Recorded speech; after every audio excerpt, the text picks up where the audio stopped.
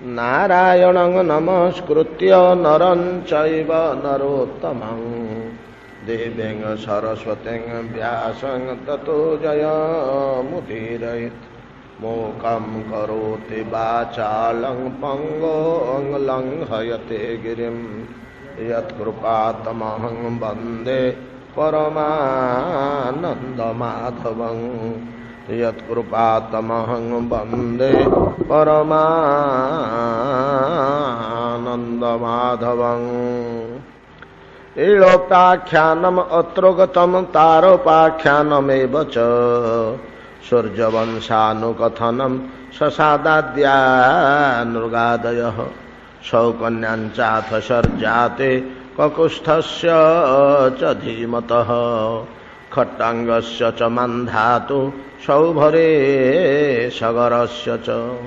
रामस्य कौशलेन्द्रस्य चरितं किल्बिषापहम् निमेरङ्गपरित्यागो जनकानां च सम्भवः। श्रीपाद सुत गोस्वामी कहते स्मरकादि मुनिगण रामस्य कौशलेन्द्रस्य चरितं केळविषापहम सर्व पापहारी भगवान श्री रामंकर चरित एवं राम नाम मंत्र को राम तारक मंत्र कहा जाए।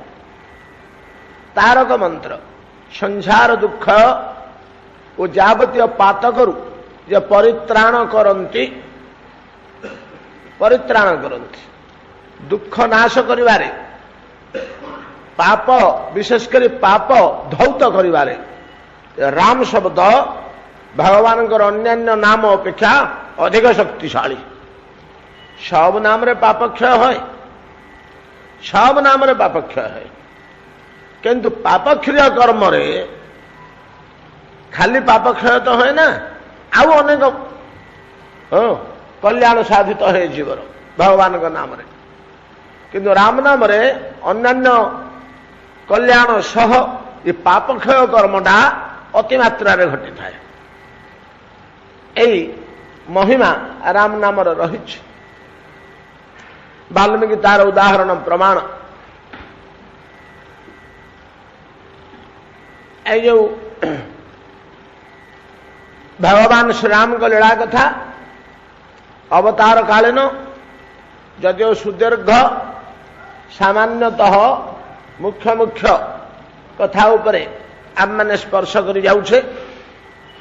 आमर प्रसंग अनुसार भगवान जानकींकर पाणी ग्रहण पूर्वक अन्य तीन भाई भ्रातृवधूमान पुत्र पुत्र वधूमान महाराज दशरथ वर्तमान अयोध्या एपरी एक सौभाग्यमय काल यापन करुचंती जो सुख संतोष सौभाग्यर चरम सीमा। भगवान भगवती जो रहिले तांको सेवा करने से स्थान रे मर्त्य विशेषकर राजधानी अयोध्या रिद्धि सिद्धि ठू आरंभ करी अष्ट सिद्धि नवनिधि समस्ते सेवार लगी पड़ी। जो भगवान था चतुष्पार्श्व एगुड़िक विराजमान करुए कौन से अभाव अनाटन यू रहे ना। जितेबाला जाए चित्रकूट पर्वत रहिले चित्रकूट पर्वतर जो चित्रकूट पर्वत तो गोटे पर्वत नुह एक पर्वतमाला वर्तमान तो सब आ गछटे कौटी ना तेरे शताधिक पर्वत रही श्रृंग 5 किलोमीटर 3 किलोमीटर 2 किलोमीटर 1 किलोमीटर आधा किलोमीटर दूर से पहाड़ टे लेखे रही गछलता ना। आगे से पहाड़ श्रृंग और मध्यवर्ती भूमि मानक निबिड़ अरण्य हेसरचंद्रपूर्ण जो पर्वत मध्य गोटे गोटे पहाड़ ता भीतर रही खूब उच्चा तुंग भारी उच्चा।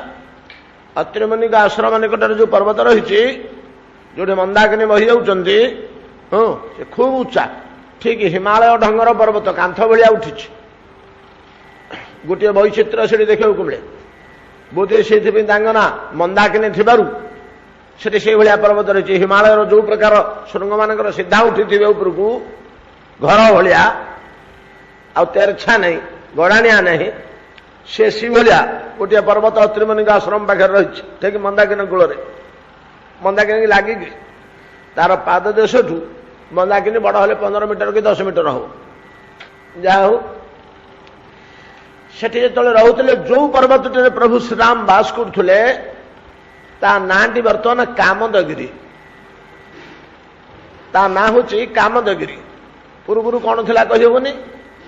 ଶତଶୃଙ୍ଗ ଭିତରେ ସେଇ ଶୃଙ୍ଗଟିର ନାମ କାମଦଗିରି। ତା ଲମ୍ବା ପର୍ବତଟିଏ।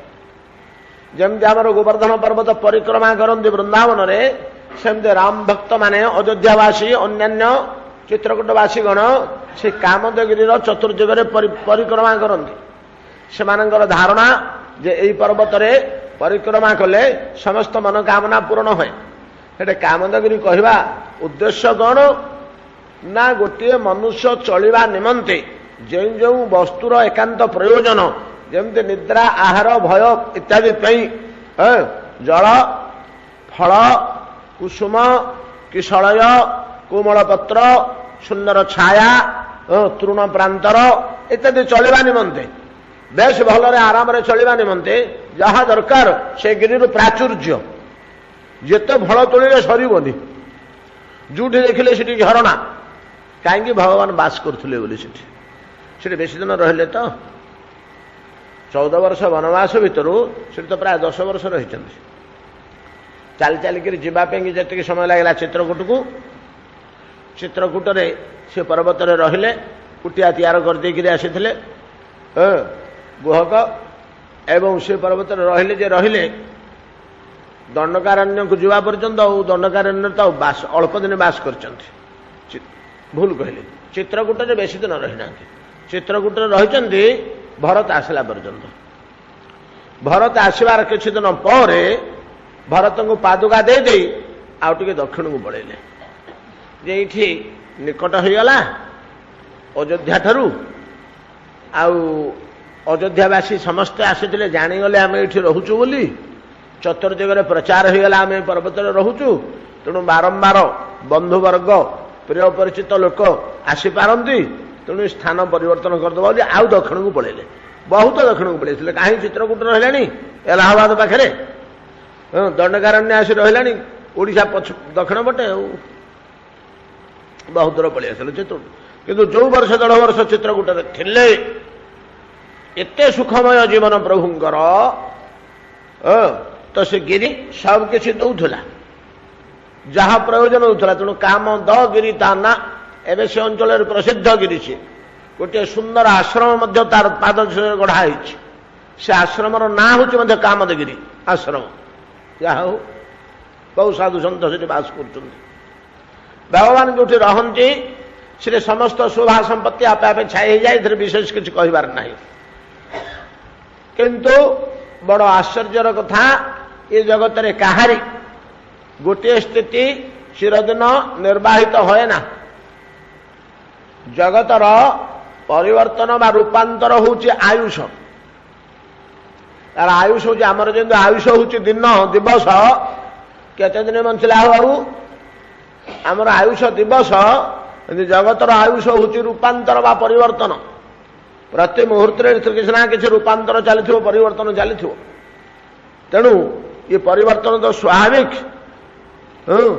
ତ ଦଶରଥ ଅତ୍ୟନ୍ତ ଶୋଭା ସମୃଦ୍ଧି ଭିତରେ ଯେତେବେଳେ କାଳଯାପନ କରୁଛନ୍ତି, ବିଭୋର ଅବସ୍ଥାରେ ଦେବତାମାନଙ୍କ ମନରେ ଗୋଟେ ଚିନ୍ତା ବସିଲା। ଆରେ ଇଏ ତ ବେଶ ବାପା ମା ଭାଇ ଭଉଣୀ ଧରି ମହା ଆନନ୍ଦରେ କାଳଯାପନ କଲେ, ୟାଙ୍କର କ'ଣ ଯାଏ ଆସେ? ଏ ବିଶ୍ୱ ବ୍ରହ୍ମାଣ୍ଡ ସୃଷ୍ଟି ହେଲେ ତାଙ୍କର କୌଣସି ଆନନ୍ଦ ନାହିଁ, କି ଧ୍ୱଂସ ପ୍ରଳୟ ହୋଇଗଲେ ତାଙ୍କର କୌଣସି ଦୁଃଖ ନାହିଁ। ପ୍ରଭୁଙ୍କର ସ୍ୱଭାବ ତ ଏତାଦୃଶ। ଆଉ ଆମେ ତ ସ୍ୱାର୍ଥ ମୁଗ୍ଧ, ସବୁବେଳେ ଆମର ସୁଖ ସୁବିଧା ସ୍ୱାର୍ଥ ହାସଲ ହେଉଥିବା ଦରକାର। ଯଦି ଏଥିରେ ଆମର ଟିକିଏ ନାକୁ ବାଧା ପାଇଲା, ଅନ୍ୟର କୋଟି ଗୁଣ କ୍ଷତି କରିଦେବା ପାଇଁ ଆମେ ପଛେଇବୁନି। ଏଇଟା ହେଉଛି ଜଗତର ଜଗତବାସୀ ବା ମାୟାମୁଗ୍ଧ ଜୀବର ଇଏ ସ୍ୱଭାବ। से सब निजर स्वार्थ टी जगि निज सुविधा टी जगि ता स्वार्थ जदि एति बाधा आसला सी अपरर यथेष्ट क्षति करदे पछेबनी कहीं तार मोर भेद रोच यार मूल रोच तार मोर मोरटे ही भल थाऊ तार कथा मत कि लगा ये भाया गोटे भाव माया आम भितर भर्ती कर यारी ना कुआडे माया मु मोर और तू तोर माया यह भ्रमाय जीव निकाया ये ही आमको समस्त जीव मान बुलूच माया कहले कौन ना तू मु ये जो भाव भेद भाव रहा यहीटा कुआडे माया एटा ही माया आउ माया बोले किसी नहीं जे माया को जानवे को चाहूच तो यहाँ भल कर जान चिंता करी तू मु भेद भाव तोर मोर मोर कहले कि प्रकार भाव आसुची तार कहले कि प्रकार भाव आसुची ये हूँ जागतिक नियम भगवान एथुरु मुक्त तांगु जगत स्पर्श करे ना माया स्पर्श करे ना से कहीं सुख दुख भल मंदरे बांधि हे तेणु मन पके योग हम आम केते कष्ट केते कल कौशल कर बैकुंठू टाणी आनीलु आमर बैरी दत्तराज रावण को निपात कर आमको सुख प्रदान करने निमंते सी आनंद रे खाई पी हसी खेली मौज मजल राजभोग कर रही एत दिन बीतीगला बोली देवता माने किछि तो कार्य कले जहाँ को देवकूट कह जाए देवकूट को मनुष्य धरिबा कठिन समस्त कूट अच्छे मनुष्य जगत मध्य किछि षड्यंत्र कूटनीति रही देवकूट या अलग धरण जिनस ब्रह्मकूट पर्यंत रही ब्रह्मांकर से मध्य माया प्रयोग करती प्रयोजन हेले दरकार पड़े तो इंद्रादि देवगण बृहस्पति द्वारा विभिन्न अभिमांत्रिक कार्य करे सरस्वती सहायता नहीं वाणी शक्तिर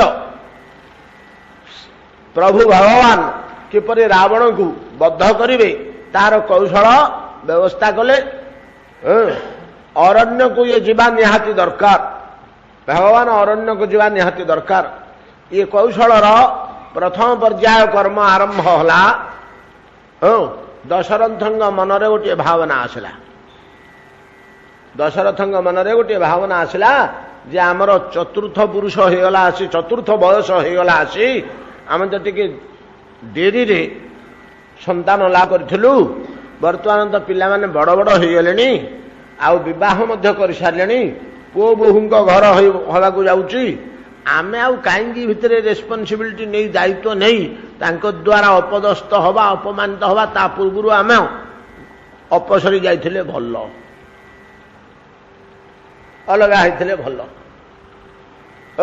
यहीटा दशरथ मन में चिंता आसला आम केमी घर अलग हो एवं दशरथ जो चिंता कले सेटा एकदम ठीक विवेक और ज्ञानी लोकर चिंता जोटा आम पाखरे नाही नाती नातुणी जन्म हो बड़ हो कॉलेज रे पढ़ला पर्यंत कि नाती नातुणी बाहा पर्यंत मध्य आमे चाहूचु पुओ को तू केते दरमा पाउचु आनिक मो पाखरे थोई दे जा नहीं कि चलो धीरे धीरे धीरे घर झामला एत जंजाल जीवना को भोग कलु केते दुख केते अवदत ताकू से भालू धरे देकरी आम निश्चिंत न बसी एबरा माया प्रलोभन ना मोर क्षमता मु करी किंतु दशरथ विवेक थे ज्ञानी थे से सुपथरे गति करुले दशरथ यहाँ करूँ चाहू न दशरथ कले कौन ना चिंता कले जे केमिति पुत्र को मु राज्यभार दे दे टिके शांति रे रहिबी ये जगत रे संपत्ति होची शांति धन क्षमता पौरुष आधिपत्य एगुड़ाक शांति नुहे मानसिक शांति ही शांति एटा दशरथ बुझी विपुल संपद तांगर थिला କେହି ଶତ୍ରୁ ନଥିଲେ, ସମସ୍ତେ ତାଙ୍କୁ ସାଧୁବାଦ କରୁଥିଲେ। ସୌଭାଗ୍ୟର ଚରମ ସୀମାରେ ଥାଇ ମଧ୍ୟ ଶାନ୍ତି ଖୋଜିବାକୁ ଚାହିଁଲେ। ବୈଷୟିକ ବ୍ୟାପାର ଅଶାନ୍ତି ପ୍ରଦାନ କରିବ ଦଶରଥ। ଏହା ଚିନ୍ତା କରି ଦଶରଥ କଲେ କ'ଣ? ଗୁରୁଦେବଙ୍କ ପାଖକୁ ଗଲେ। ତାଙ୍କର ଭରସା ଆସିଗଲା ଯେ ରାମ ପ୍ରଭୃତି ଛୁଆ ଗୁଡାକ ଏମାନେ କ'ଣ ରାଜ୍ୟ ଶାସନ କରିପାରିବେ? କାହିଁକି ନା ବାପ ମାଙ୍କର ସବୁବେଳେ ସନ୍ତାନ ମାନଙ୍କ ପ୍ରତି ଗୋଟେ କ୍ଷୁଦ୍ରବୋଧ ଥାଏ। ଯେତେ ବଡ଼ ହେଲେ ମଧ୍ୟ ଛୁଆ ଗୁଡାକ, ପିଲା ଗୁଡାକ। ଏଇଟା ଦିଟା କ୍ଷେତ୍ରରେ, ଗୁରୁଦେବଙ୍କର ଶିଷ୍ୟମାନଙ୍କ ପ୍ରତି, ବାପ ମାଙ୍କର ପୁଅ ଝିଅ ପ୍ରତି ଯେତେ ଯୋଗ୍ୟ ହେଲେ ମଧ୍ୟ ଶିଶୁ ଜ୍ଞାନଟା ରହିବା ସ୍ୱାଭାବିକ। ସେମାନେ ସବୁବେଳେ ଶିଶୁ ବୋଧ କରନ୍ତି। କିନ୍ତୁ ଇଏ ଟିକିଏ ପିଲେ ମୋର ସମର୍ଥ ବୋଲିକିରି ଖୁସି ହେଇଗଲେ ଦଶରଥ। କୋଉଠୁ ନା ପରଶୁରାମ ପ୍ରତିହତ ହବାଠୁ। ପରଶୁରାମ ଯେତେବେଳେ ପ୍ରତିହତ ହେଲେ ରାମଙ୍କ ଦ୍ୱାରା, ସେଠୁ ସବୁ ଡକେଇଲେ। ଉପେନ୍ଦ୍ର ଭଞ୍ଜା ଆମର ଲେଖୁଛନ୍ତି, ବସି ବଶିଷ୍ଠ ଯାବାଳି ବାମଦେବ କାଶ୍ୟପ ସୁମନ୍ତ୍ର ଘେନି ବୋଲେ ଦଶରଥ ମୋର ମନରଥ ମଣ୍ଡାଇବି ରାଜଧାନୀ ବୀର ବୃନ୍ଦରେ ଇନ୍ଦ୍ର ବସୁ ନୃପପଦେ ରାମଚନ୍ଦ୍ର। ତାପରେ ସବୁ ଗୋଟି ଗୋଟି କହିছে ଯେ ଶିବଧନୁକୁ ଭାଙ୍ଗିଛି, ବାମେ ବାମଦେବ ଧନୁକୁ ଭାଙ୍ଗିଲା, ବାମେ ଭୃଗୁପତି ହାରି। ଆଉ ତ ଏମାନେ ଅସମର୍ଥ ନୁହନ୍ତି, ଏମାନେ ତ ସମସ୍ତଙ୍କଠୁ ଯୋଦ୍ଧା ଓ ବୀର। ଏହା ଚିନ୍ତା କଲେ। ଚିନ୍ତା କରିକରି ଯେତେବେଳେ ଅନେକ କଥା ରହିଛି ରାମାୟଣର, ରସମୟ କଥା, ବଡ଼ ରସାଳ କଥା, ବଡ଼ ତୃପ୍ତିଦାୟକ ଓ ଆନନ୍ଦଦାୟକ କଥା। ତନ୍ମଧ୍ୟରେ କେତେ ପ୍ରକାରର କଥା ମିଶିଛି, ଭିନ୍ନ ଭିନ୍ନ ଅବତାରରେ ଭିନ୍ନ ଭିନ୍ନ କଥା ହେଇଛି। ଯେତେବେଳେ ସଭାରେ ଏ କଥାଟି ଉଠେଇଲେ, ସଭାରେ ଯେତେବେଳେ ଏ କଥାଟି ଉଠେଇଲେ, ସେତିକି ବେଳେ ପ୍ରଥମେ ଆପତ୍ତି କଲେ କୈକେୟୀ। କୈକେୟୀ ପ୍ରଥମେ ଆପତ୍ତି କଲେ, ହେଇପାରିବନି। ଦେବତାମାନେ ତାଙ୍କ ମୁଣ୍ଡରେ ପୁରଉଛନ୍ତି ଯେ ରାମଙ୍କୁ ରାଜା ନ କରି କେମିତି ଅରଣ୍ୟକୁ ନବା ତାର ବ୍ୟବସ୍ଥା କରୁଛନ୍ତି। କୈକେୟୀକି ଧରିଲେ ନାଇଁ କି? କୈକେୟୀ ସାଙ୍ଗେ ସାଙ୍ଗେ କହିଲେ ଯେ କେମିତି ହବ, ଏଟା ତ ସମ୍ଭବ ସହଜ ନୁହେଁ। ଯେଉଁ ବଂଶରେ ରାମ ଜନ୍ମ ହୋଇଛନ୍ତି ସେ ବଂଶ ନିଷ୍କଳଙ୍କ ବଂଶ, ସୂର୍ଯ୍ୟ ବଂଶ। ସୂର୍ଯ୍ୟଙ୍କ ଠାରୁ ଏ ବଂଶରେ ଅନେକ ମର୍ଯ୍ୟାଦା ଓ ଗୌରବ ବହନ କରେ ଏ ବଂଶ।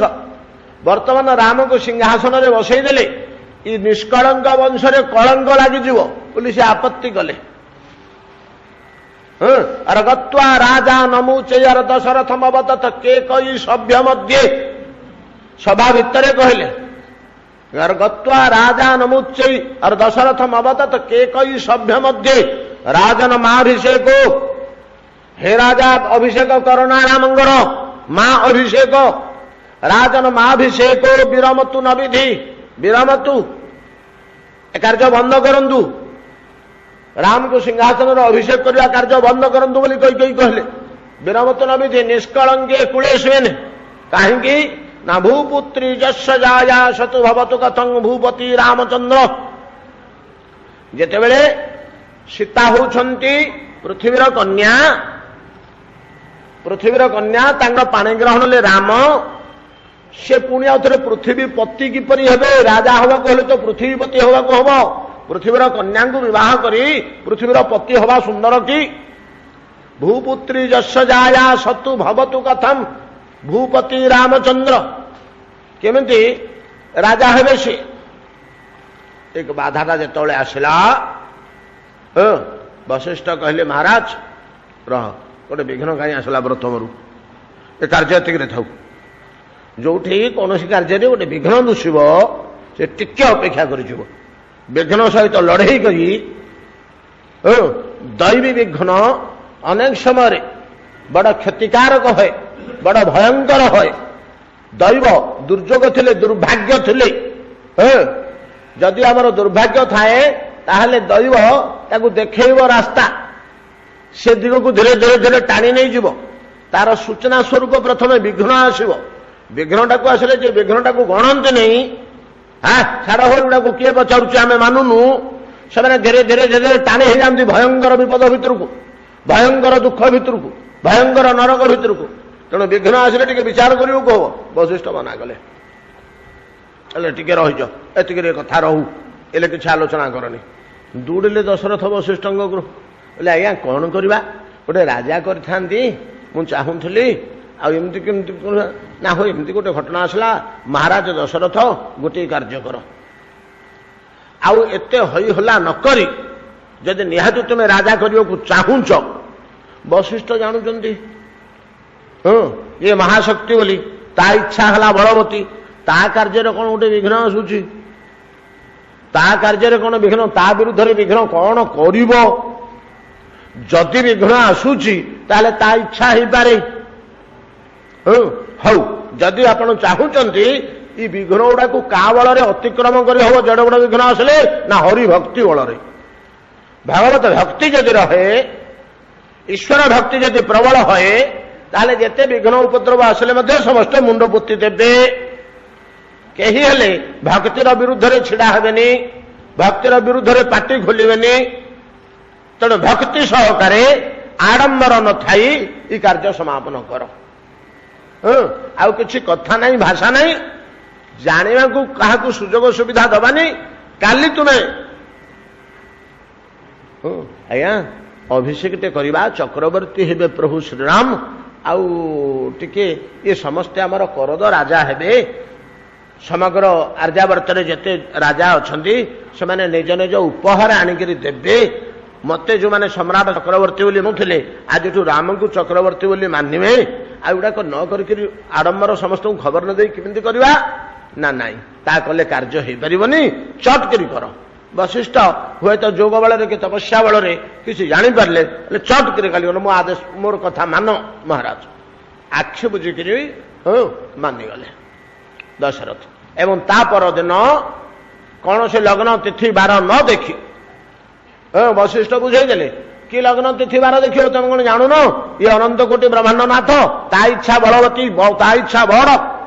ତା ପାଇଁ ଲଗ୍ନ ଶୁଭ ଅଶୁଭ ସମୟ ଅସମୟ ଦେଖିବାର କ'ଣ ପ୍ରୟୋଜନ ଅଛି, କି ଆବଶ୍ୟକ ଅଛି? ଯେ ଶୀଘ୍ର ଏ କାର୍ଯ୍ୟ ସମାପ୍ତ କର।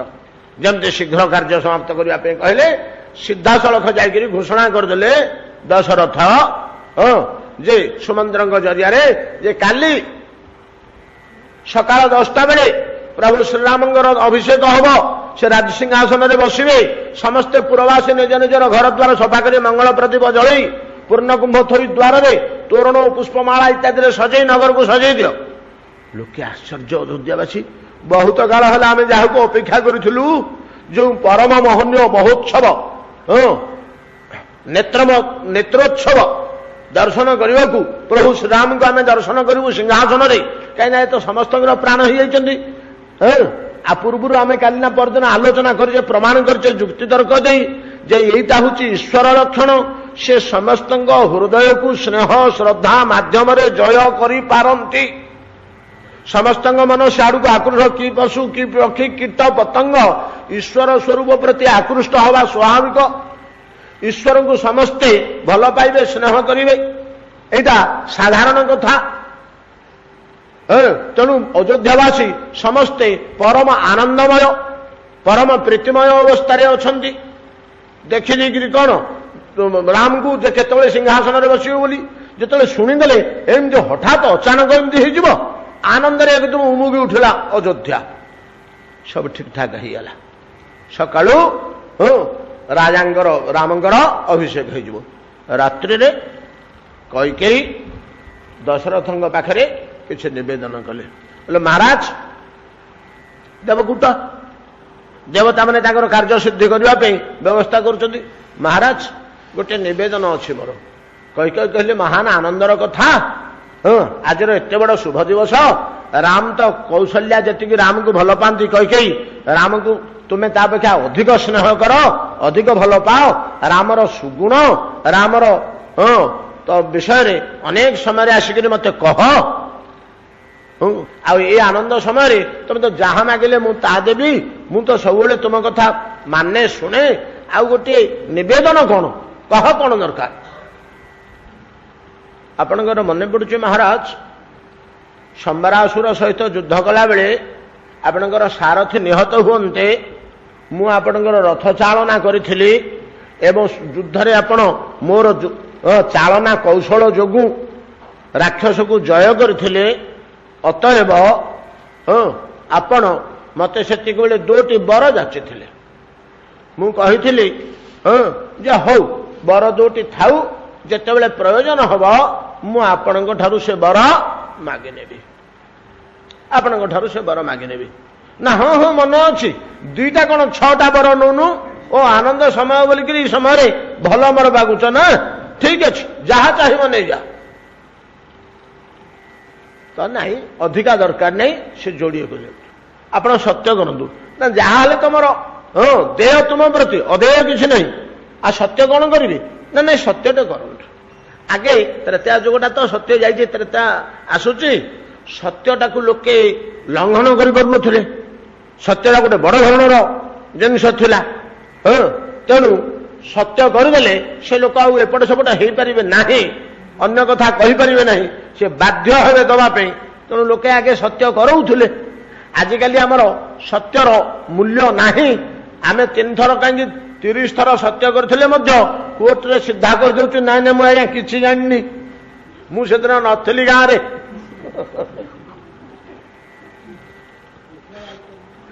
ଯୁଗ ତ କ'ଣ କରିବା, କଳି ତ ନାନା ପ୍ରକାରର ପରିସ୍ଥିତିର ସମ୍ମୁଖୀନ ହେବାକୁ ବାଧ୍ୟ। ମାୟା ଇଚ୍ଛାନୁସାରେ ଆମକୁ ନଚଉଛି, ଇଚ୍ଛାନୁସାରେ ମାୟା ଆମକୁ ନଚଉଛି। ଯାହା ହଉ, ତ ଯେତେବେଳେ ସତ୍ୟ କଲେ ଦଶରଥ, ଟିକେ ଶଙ୍କା ଆସିଲା ତାଙ୍କର, କହି ମତେ କାହିଁ ବାଧ୍ୟ କରୁଛନ୍ତି ସତ୍ୟ କରିବାକୁ। ଯାହା ହଉ ସତ୍ୟ କଲେ। ଯେମିତି ସତ୍ୟ କଲେ ସାଙ୍ଗେ ସାଙ୍ଗେ କହୁଛନ୍ତି କିଏ ସେ?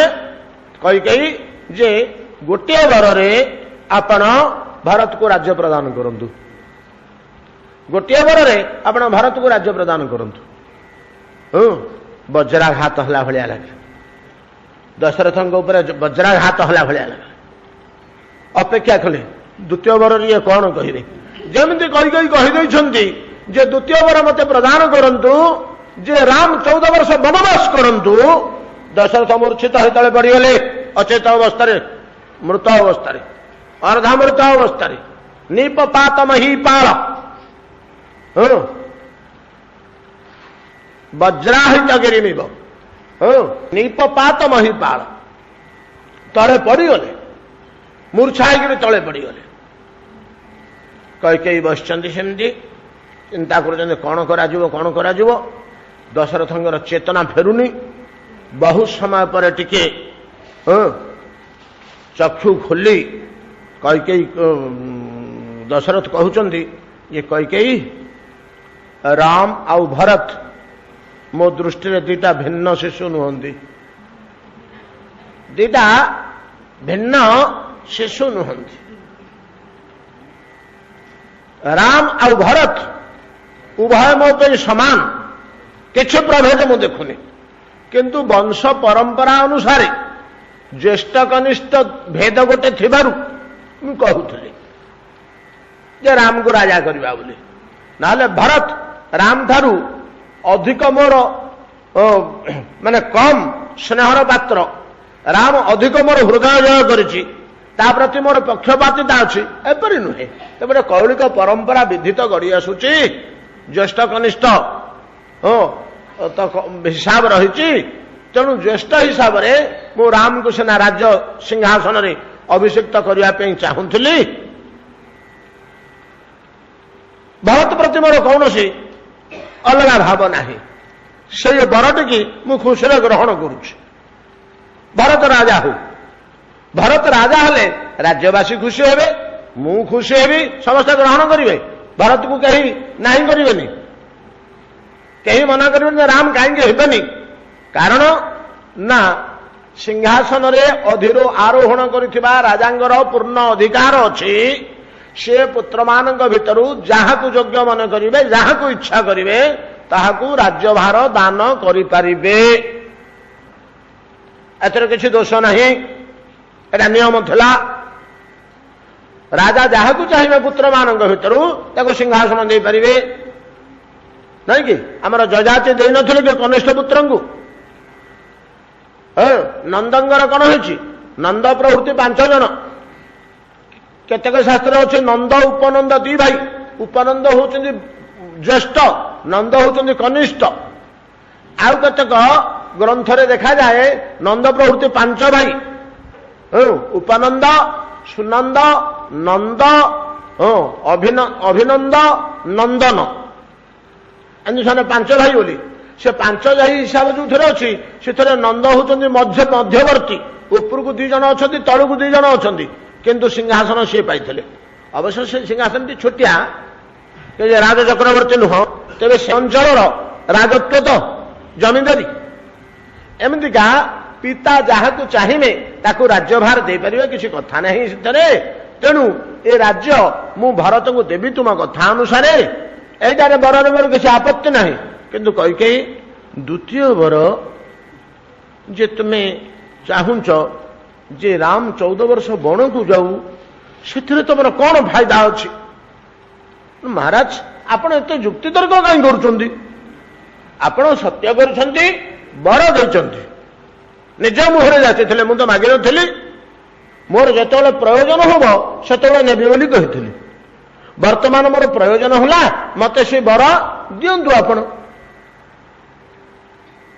आपण कहीं ना कर जदि कुंठित होती दोटियाक बर जाऊ मोर किसी दरकार नहीं आप सत्य हूँ ए प्रकार वाणी शुणी राजा विलाप करी से मूर्छित अवस्था पड़ रही ज्ञान अच्छी ज्ञान नाही रात्रि पाइबा बसला मंत्री सुमंत्र आसिले मंत्री समय बाकी अन्य समस्त राजकर्मचारी मैंने आसीगले प्रजा मैंने आनंद उत्साह राम तो राजा हमें गोटे उत्साह आनंद खेली जाइए क्या रातिर निद हो समस्ते आसीगले चतुर्दिगरे पहुंचीगले चतुर्दिगरे कि दरजा कौन खोलुनी राजा कौन उठुना शयन कक्ष कौन बंद अच्छी एत समय आज भाया दिन में ये तो शीघ्र उठिक कार्य निर्वाह करने कथा कौन घटना समस्ते कहले सुमंत्र जट टिके भीतर को देख कहीं राजा सज्जारू जाग्रत होना सुमंत्र जा पहुंचले सुमंत्र तो मंत्री तो कौटी बारण नहीं सीधा पलैले अंतपुर पर्यंत जाई देखिले जे राजा पल्लंक उपरे अर्धमूर्छित अवस्था पड़ते देहरे प्राण अच्छे कि नहीं निकट में कई छिड़ा होती उग्रमुख और भीषण चेहरा देखी टिके कौन चमकी गले किसी गोटे घटना होती कौन गोटे बड़ धरण घटना घटी जाइए जो घटना ये कूल ए परिवार ये राज्य विशेषकर भगवान हो विश्व मंगलमय न हो पारे कहीं गोटे घटना कौन घटी ए भाव कहीं देखा मंत्री विद्वान आ ऋषि जड़े चिंतित हो पड़े धीर कंठार पचारे माँ राजा कहीं उठी ना कौन होकर के जानी कौन होमती पड़ रही मु मोर किसी प्रयोजनीय कथा कही मुझे जाने मोर भल मंद तो मुझे देखी मंत्री महाशय मुझे कही से पढ़ी मु भावुची जे ये अति राम प्रिय हो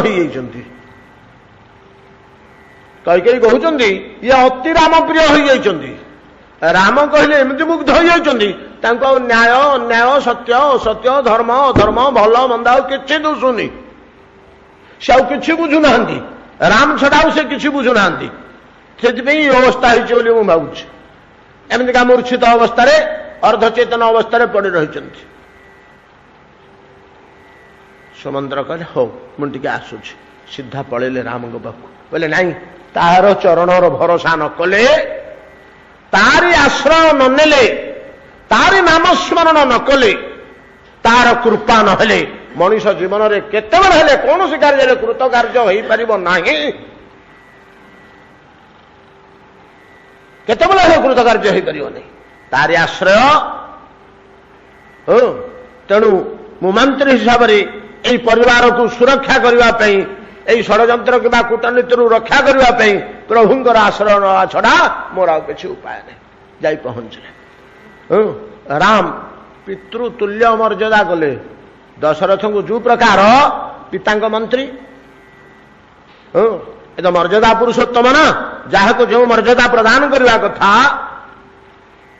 राम तो ताको शिक्षा दे दी जाते रामचरित्र तो यहाँ हूँ बड़ जिनस भाई भाई के केमती व्यवहार करिव बाप पुओ को केमती व्यवहार करिव माँ स्वामी स्त्री के केमती व्यवहार करिव पड़ोशी पड़ोशी के केमती व्यवहार करिव मित्र मित्र को केमती व्यवहार करिव गुरु शिष्य को केमती व्यवहार करिव बुझिल ना जगत आम जो संबंध रही युड़िक कि प्रकार व्यवहार करने को हम ताको राम ही निजे आचरण करी शिक्षा दी जाइछन एटा जो बड़ शिक्षा नीति शिक्षा प्रभु रामकर एटा हूँ बड़ शिक्षा रामावतार एटा हूँ बड़ शिक्षा तेणु ताको मर्यादा पुरुषोत्तम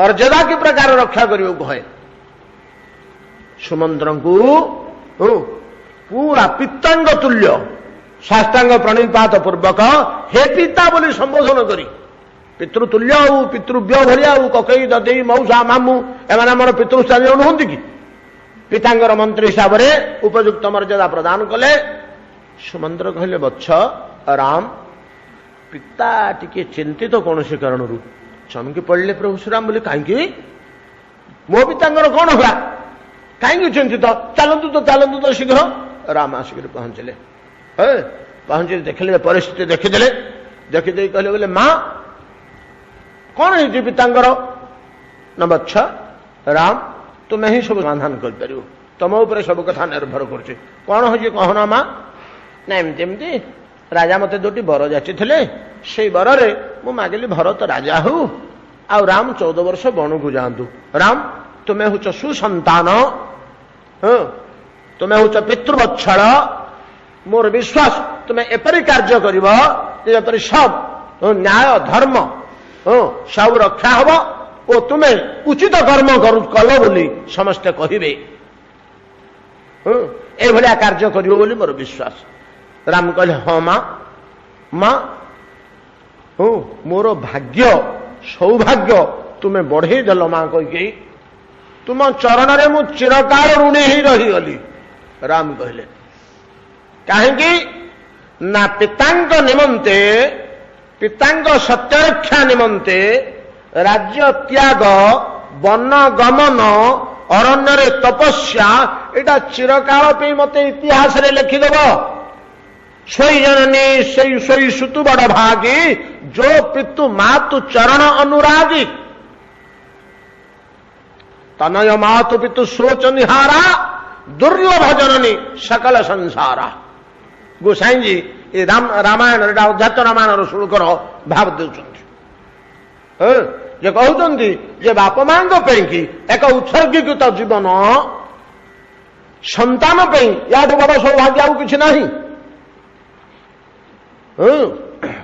मातु पितु तोष निहारा दुर्लभ जननी सकल संसारा बाप माँ को संतुष्ट कर पारा भाया गोटे पुत्र जे बाप माँ को संतोष कर देछि से परम तृप्ति सजल चक्षुरे आशीर्वाद बोले बच्चा चिरंजीवी हुआ दीर्घजीवी हुआ ये बाप माँ को सुखी करवा पुत्र दुर्लभ जननी सकल संसार से सौभाग्य मत तमें आनी देच माँ सांगे सांगे दशरथ आउ कि न कही चलीगले पिता कि दशरथ को कि कहवा जाऊले किंतु दशरथ राम को देखी देगी पुणी आउ थे गाढ़ मूर्छारे पड़े तो जमती राम एक कथा चतुर्दिगरे धीरे धीरे व्यापीगला ये बहुत कथा अच्छी राम कथा तो आम वर्ष वर्ष बीतीज ना कि जमती राम अरण्य को जावाक बाहर सांगे सांगे जानकी कहले बोले प्रभु मु आपण सांगे जीवी राम कहले सेटा तो उचित हेनी तुम्हें अरण्य कष्ट सह्य करि एवं तुम बोलिक अरण्य मु नाना प्रकार विघ्नर सम्मुखीन हेबी बरं तुमर घरे बसी शाशु शशुर सेवा करने कर्तव्य बुझेले किंतु नाना प्रकार जुक्ति उपस्थापन करी जानकी शुणिले नहीं जीवाई बाध्य कले राम मध्य शेष कहले ताले शीघ्र बाहर जानकी चली जा ये बाहर को जाऊँच सांगे सांगे लक्ष्मण आसी पहुंचले लक्ष्मण आसिक कहले बोले कि प्रभु मुझी सांगरे ना तू कुआड़े जीवरे घरे किए नहांती मु जाऊँगी अरण्य को दी भाई मामू घरे बाप माँ अवस्था या प्रजा माने भासी जीवे ଗୁରୁଦେବଙ୍କ ଆଦେଶ ପାଳନ କରି ଇ ରାଜ୍ୟ ଦାୟିତ୍ୱଟା ବର୍ତ୍ତମାନ ତୋ ମୁଣ୍ଡରେ। ଆଉ କେହି ନାହାନ୍ତି, ବାପାଙ୍କର ପିତାଙ୍କର ଅବସ୍ଥା ଏୟା। ଦି ଭାଇ ମାମୁଁ ଘରେ ରହିଲେ, ମୁଁ ଅରଣ୍ୟକୁ ଯାଉଛି। ବର୍ତ୍ତମାନ ଏ ରାଜ୍ୟ, ଏ ପ୍ରଜା, ଏ ମା ମାନେ, ଏ ପରିଚାର ଯୋଉମାନେ ଅଛନ୍ତି, ଦାସ ଦାସୀ, ଇଏ ସବୁ ଯାକ ଦାୟିତ୍ୱ ତ ତୋ ମୁଣ୍ଡରେ। ତୁ ୟାକୁ ମୁଣ୍ଡେଇକିରି ସମ୍ଭାଳିବୁ। ଇକ୍ଷଣି ବୁଦ୍ଧି ଖଟେଇ କୌଶଳ କମେ କରି ଏ ରାଜ୍ୟକୁ ସମ୍ଭାଳେ। ଲକ୍ଷ୍ମଣ ଗୋଟିଏ କଥା କହିଲେ, ମୁଁ ତ କୁ କାଳେ ରାଜା ହବାର ପ୍ରଶ୍ନ ଉଠୁନି। ଭରତ ଦ୍ୱିତୀୟ ବୋଲିକିରି ତାଙ୍କର ରାଜା ହବାର ପ୍ରଶ୍ନ ଉଠିଲା। ମୁଁ କେତେବେଳେ ହେଲେ ରାଜ୍ୟରେ ରାଜା ହବାର ସମ୍ଭାବନା ବି ନାହିଁ। ମୁଁ କାହିଁକି ବା ଆଶା କରିବି? ମୁଁ ତ ତୃତୀୟ, ମତେ କୋଉଠୁ ରାଜ୍ୟ ମିଳିବ?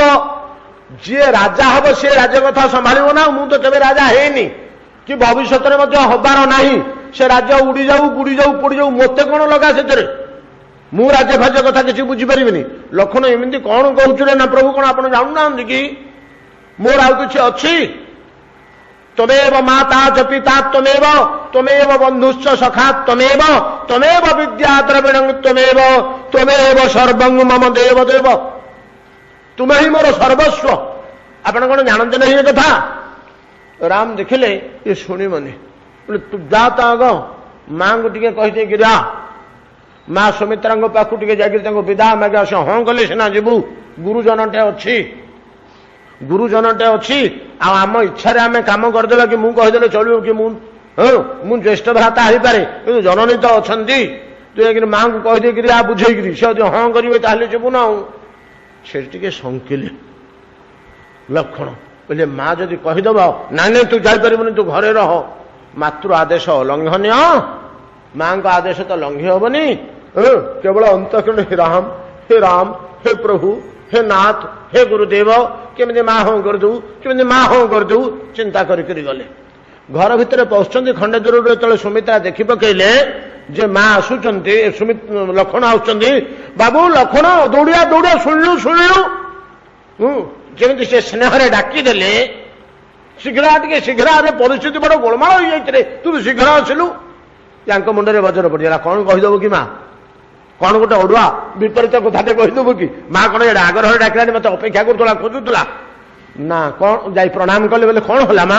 ନା ରେ ବତ୍ସ ଦେଖ, ଆମ ଘରକୁ ଏମିତି ବିପଦ ପଡ଼ିଗଲା, ଏମିତି ଗୋଟେ ପରିସ୍ଥିତି ହେଇଗଲା, ଏଠି ନ୍ୟାୟ ଧର୍ମ ଅନ୍ୟାନ୍ୟ ଦୃଷ୍ଟିରୁ ମୁଁ କିଛି ବିବେଚନା କରିପାରୁନି, କିଛି ନିର୍ଣ୍ଣୟ କରିପାରୁନି, ଧର୍ମ ସଙ୍କଟରେ ପଡ଼ିଯାଇଛି।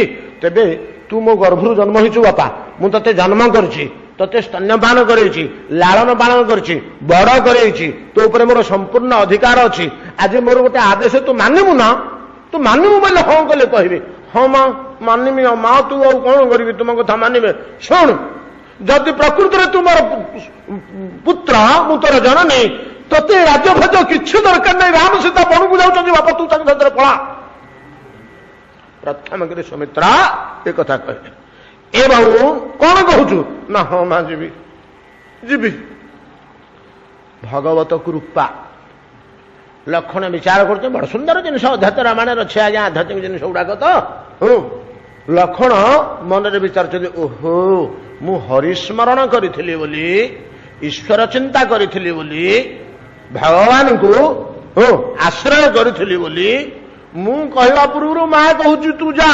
ମୋର ମନର ବାସନାଟା ସେ ପୂରଣ କରିଦଉଛନ୍ତି, ଆପେ ମା ପୂରଣ କରିଦଉଛନ୍ତି।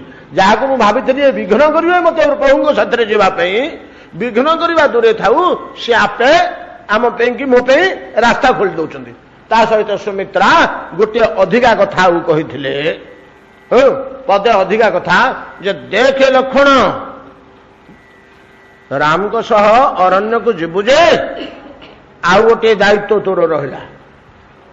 ସେଟା ମୋ ଆଦେଶ, ସେଟା ମୋର ଆଦେଶ, ତୋର ନ୍ୟାୟ କି କର୍ତ୍ତବ୍ୟ ଦୃଷ୍ଟିରୁ କୁହାଯାଉନି। ମୋ ଆଦେଶରେ ତୁ ପାଳନ କରିବୁ। କଣ ମା କହ? ନା ଯଦି ରାମ ସୀତାଙ୍କର ବନ ଭିତରେ କୌଣସି ଦୁଃଖ କିମ୍ବା ଅସୁବିଧା କି ବିପଦ କି କିଛି ହାନି ଲାଭ হয়, ସେଥିପାଇଁ ତୁ ଦାୟୀ। ସେ ଦାୟିତ୍ୱ ତୋର। 14 ବର୍ଷ ଅରଣ୍ୟରେ ବାସ କରି କୌଣସି ପ୍ରକାର ଦୁଃଖ ଭୋଗ ନ କରି ଏଭଳିଆ ତ ଦିନ ରାତି ଜଗିକିରି ରହିବୁ ପଡ଼ିବୁ। ଆଉ କଣ ପାଇଁ ସାଥିରେ ଯାଉଛୁ? ସେଥିରେ ମୁଁ କାହିଁ ତତେ ପଠଉଛି? ରାମ ସୀତାଙ୍କର ଅରଣ୍ୟ ଭିତରେ ଯେମିତି କୌଣସି ଅସୁବିଧା ନ ହୁଏ, ନିଶ୍ଚିନ୍ତ ଭାବରେ ସେ ଯେମିତି କାଳ ଯାପନ କରନ୍ତି, तू एकदम जगगिरी थिबु जमी से निश्चिंत भाव परम आनंद 14 वर्ष अरण्य भितर बास कर समय कटे फेरी आसवे। मां के चरण में प्रणिपात कले कृत्यकृत्य हो 3 जन आसी तले पहुंचले सेतिक बेले ये खबर तो कई पाइगले से ये 3 जन तो अलंकार सब शरीर राजकुमार तो अलंकार सब बाहर करने विशेषकर राम सन्यासी वेश केतक रामायण अच्छी सन्यासी वेश संग्रह करी एवं सीतांग मूल रामायण अच्छी वाल्मीकि रामायण बाउंश नला भितर वस्त्र देते 14 वर्ष 2-3 खंड लुगाता लगे बहुटा जाऊँगी केते खंड वस्त्र वंश नली भितर देते लुगा नहीं था से पिंधु बोली ए प्रकार व्यवस्था के रखी। दशरथ चेतना आसनी राम अर्धचेतन अवस्था अच्छा बहुत प्रकार राम बुझेले दशरथ को किंतु हा हुताश ही माछ को बाहर कर पानी पकईदे शुखिला पकईदे बाली से छटपट छटपट छटपट होते से भाया दशरथ गोटे जीवंत प्राणी की तातिला कड़े पकईदे से जो छटपट छटपट होते अर्धमृत अवस्था ठीक से भाया अवस्था होकर दशरथंकर एमती छटपट हु हु हु हु दशरथ प्रभु श्रीराम लक्ष्मण आ सीता वन को गले सीधा जाकर गुरुदेव गृह पाखे पहुंचले वशिष्ठ गृह वशिष्ठ गृह पाखे प्रणाम कले शास्त्रोलोचन अश्रु झरी जाऊे वशिष्ठ आशीर्वाद कले बोले बच्छ मन मन भावुंट तो लीला तू करुचु एगुड़ाक आमको केवल एमतीका आमे मध्य तो साथ अभिनय करने को बाध्य होचु तू तोर अभिनय करुचु तो साथ आमे मध्य अभिनय करने को बाध्य होचु जहा हो जागतिक तो अनुसार आशीर्वाद कले चिरंजीवी हो उभय वशिष्ठ पत्नी अरुंधति चरण में राम लक्ष्मण सीता प्रणिपात कले अरुंधति सीता को केते गुड़े उपदेश प्रदान कले ए प्रकार जो धीरे धीरे धीरे धीरे जाउछंती अधबाट जाइछंती नगर भितरु अल्प किछि बाट जाइछंती आगरे राम जाउछंती तांको पछरे सीता जाउछंती तांको पछरे लक्ष्मण जाउछंती राम टिके आगे आगे गलेनी सीता टिके चाली पारु नाहंती पछे पछे पछे पछे आसिलेनी आ लक्ष्मण केमिति बा आगु पळै जिवे सीतांको पछरे अछंती से जते धीरे चलले मध्य ये तांको पछ पछे धीर पदक्षेप रे ही अछंती सेतिक बेले तो सीता पचारे लक्ष्मण को जे लक्ष्मण आउ केते बाट जिबा आउ केते बाट जिबा बड़ सुंदर श्लोकटी अच्छे जमती आउ केते बाट जाऊ बोली पचारे कहीं पाद सब छिन्न भिन्न हो गलानी पत्थर गोड़ी माटी बाजिकी नगर बाहर को राजनगर बाहर को सीता गत्वा 3-4 पदानि गत्वा गंतव्य गंतव्यम अस्ति कियत बार सकृत ब्रुवाणा रामा शृण कृतवती प्रथमावतार सेतिक बेले जो कहीदे आउ केते बाट जिबा 3-4 पदानि गत्वा 3-4 पाद खंडे छोटेला भाया चलिले चलिकी पचारे लक्ष्मण गंतव्यम अस्ति कियत दूर सकृत ब्रुवाण आउ जावाई आमर केते बाट बाकी अच्छी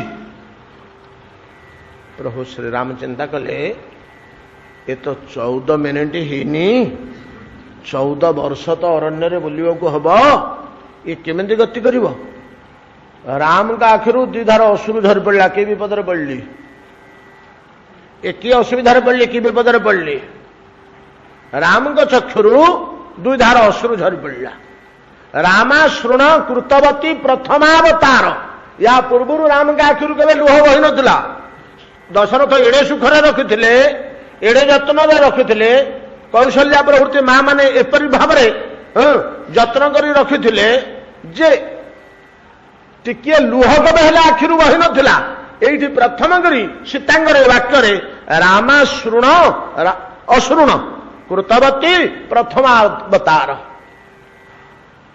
ରାମ ଆଉ ସହ୍ୟ କରିପାରିଲେନି। ସାଙ୍ଗେ ସାଙ୍ଗେ ସିଧା ଆଣ୍ଠୁ ମାରିକିରି ବସିଲେ, ହାତ ଯୋଡ଼ିଲେ, ହାତ ଯୋଡ଼ିକିରି କହିଲେ, ଅରୁଣ ଦଳିତ ନିମ୍ନା ସ୍ନିଗ୍ଧ ପାଦାର ବିନ୍ଦା କଠିନତର ଧରଣ୍ୟା ଜାତ୍ୟକସ୍ମାତ୍ ସ୍ଖଳନ୍ତି ଅବନୀତ ବସୁତେୟଂ ପାଦ ବିନ୍ୟାସ ଦେଶେ ତ୍ୟଜ ନିଜ କଠିନତ୍ୱଂ ଜାନକୀ ଜାତ୍ୱରଣ୍ୟଂ। କି ସୁନ୍ଦର ସବୁ ଋଷିମାନଙ୍କର କଳ୍ପନା, କବିମାନଙ୍କର କଳ୍ପନା। ରାମ କଣ କହୁଛନ୍ତି? ଅବନୀ ମା ପୃଥ୍ୱୀ ଦେବୀ, ଅବନୀ ପୃଥ୍ୱୀ ଦେବୀ, ତବ ଅୟଂ ସୁତେ, ଇଏ ତମ ଝିଅ ଏମିତି କୋମଳ କନ୍ୟାଟିଏ ଜନ୍ମ କଲ ଯେ ଯାହାର ପାଦଦ୍ୱୟ ଅରୁଣ ଦଳିତ ନିମ୍ନା ସ୍ନିଗ୍ଧ ପାଦାର ବିନ୍ଦା କଠିନତର ଧରଣ୍ୟ। ତୁମ ପୃଷ୍ଠ ତ କଠିନ, ତମେ ଏମିତି କୋମଳ ପାଦ କନ୍ୟାଟିଏ କାହିଁ ଜନ୍ମ କଲ?